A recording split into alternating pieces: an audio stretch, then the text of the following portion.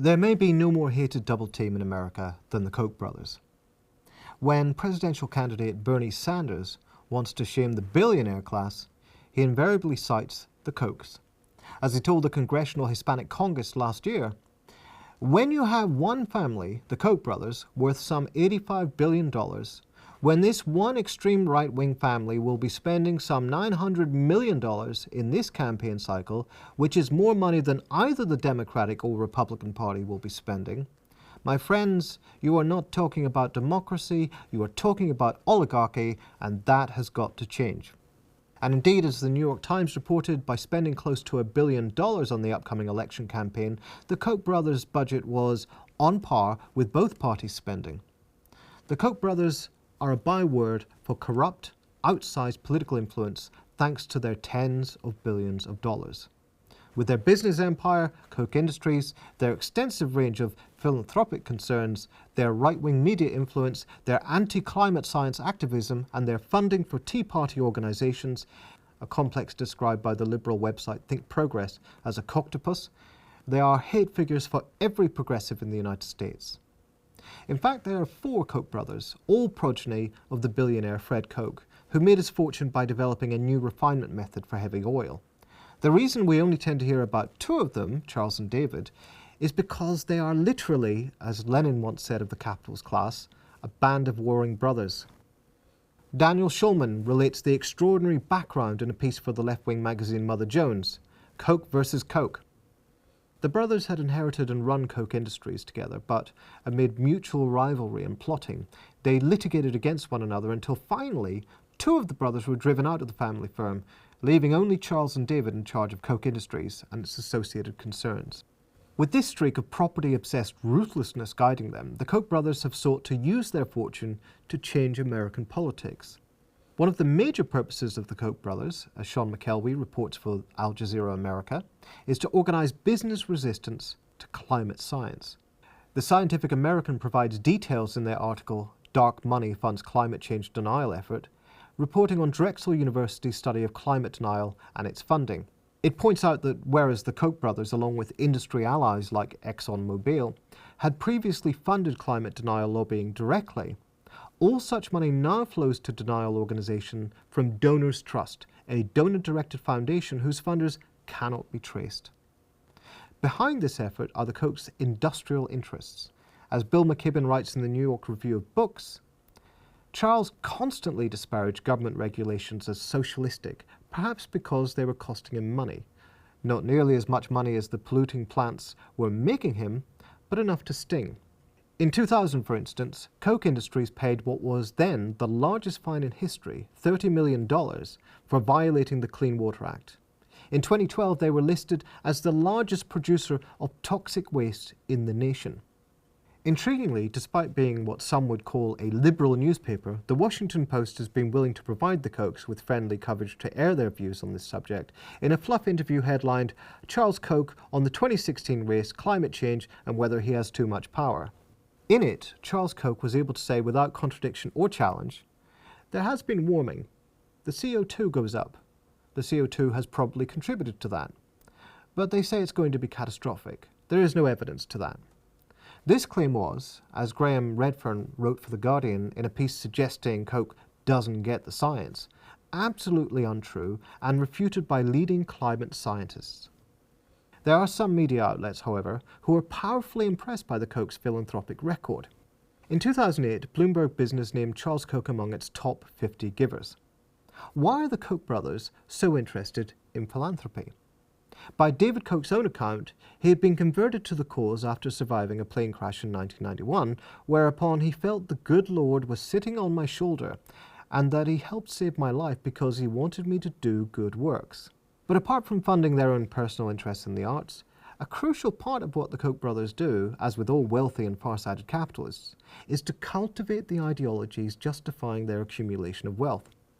As Salon explains, as of 2015, the Koch subsidized programs in 207 colleges and universities and were set to expand into 18 more.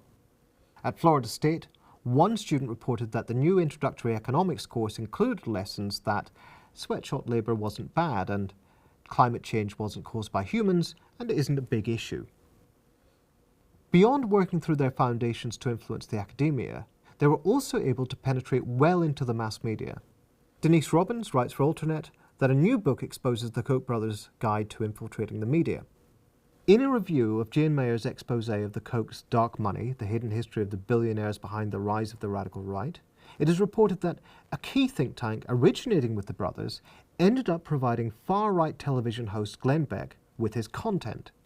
Amid general criticism of their agenda as they funded Tea Party Republicans like Governor Scott Walker to help them slash budgets, Charles Koch wrote for the Wall Street Journal to lay out their moral argument. Government spending on business only aggravates the problem. Too many businesses have successfully lobbied for special favors and treatment by seeking mandates for their products, subsidies in the form of cash payments from the government, and regulations or tariffs to keep more efficient competitors at bay. In this struggle against corporate welfare, the Kochs gained the support of small businesses and startup capitalists such as Chris Rufer, who wrote for the San Francisco Chronicle that the Kochs actively oppose all government-sponsored favoritism, even what benefits them. More companies should follow their lead. Elias Itzquith at Salon argues that this is what makes them uniquely dangerous. It would be easier if they were just greedy, as Bernie Sanders is apt to claim, but as the article shows, Bernie Sanders is wrong about the Koch brothers. They're even more dangerous than he thinks. It states that what the Kochs have built and what they are still building is not about them or their bank accounts. It is far more ambitious. They take their ideology very seriously, work hard to promote it, and through it recruit many millions of people to their cause who otherwise have no common cause to make with billionaires. But are the Koch brothers just easy targets? Some liberal pundits think so, and there are those who hope that the rich will somehow use their power for good. For example, despite the panic over the Koch's election fundraising, which prompted Rich Lowry at Politico in his piece The Kochs Ride Again to declare the election over, there was a brief moment of enthusiasm for Koch money early this year. Vanity Fair was not alone in wondering if perhaps the notoriously libertarian Koch brothers might use their money to stop Trump. It was even noised abroad, as the Huffington Post reported, that one of the Koch brothers' top political advisors had gone to work for Marco Rubio. But any hopes that they would step in to save America from this swaggering authoritarian populist were dashed when they announced, as the New York Post reports, that spending money against Trump would be a waste. Why? Because the Kochs are out to cut taxes, roll back regulations on their businesses, and force the government to run a balanced budget along the lines of their libertarian economics, not to save democracy. But if the Koch family will not stop Trump, there are still some hopes that they can use their influence for some liberal goals. To that end, as Russia Today reports, right-leaning American oligarchs Charles and David Koch joined Obama in calling for prison reform in 2015.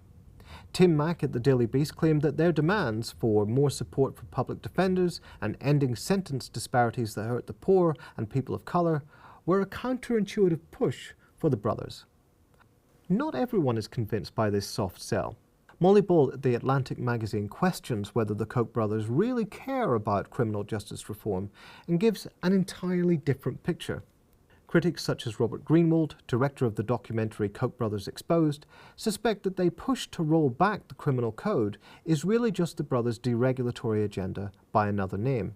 Indeed, Charles Koch, the company's chairman and CEO, has said he became interested in criminal justice reform after a grand jury's 1995 indictment of a Koch refinery in Texas for 97 felony violations of environmental law.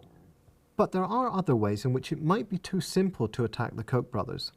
In terms of the billionaire class, they are nowhere near as important and powerful as other far less frequently vilified sectors of capital, such as Goldman Sachs, who have, as Business Insider reported in 2011, a revolving door relationship to the White House. They are an outlier as regards their support for the Tea Party right, but as Suzanne Goldenberg reports for The Guardian, when it comes to subjects like climate denial, they represent a fragment of total funding for this effort. Focusing on the Kochs get things confused, one expert claims. You cannot ignore the Kochs. They have their fingers in too many things, but they are not the only ones. And even when it comes to funding the right wing, the Kochs are not as straightforward as people assume. It is easy for mainstream Democratic politicians like Senator Harry Reid to deride the Kochs, According to the Washington Post in 2014, he had mentioned them 134 times in the Senate. But the Kochs regularly give money to the Democrats, $196,000 in 2010 alone, according to Politico. And what they care about is getting politicians to deliver business-friendly policies, which means that they want politicians on all sides. Moreover, increasingly, the Senate is part of the same exclusive gang as the Kochs. As the Time magazine reported in 2014, Congress is now mostly a millionaires' club. More than half of all members of Congress have personal net worths of at least $1 million, and their wealth is invested in companies like General Electric, Microsoft, Procter & Gamble, and Apple. This is the American political class, always on the side of business. They have increasingly been integrated into the workings and rewards of business. Blaming the Kochs in that light can be a convenient way for both politicians and the majority of the media of avoiding that unpleasant fact.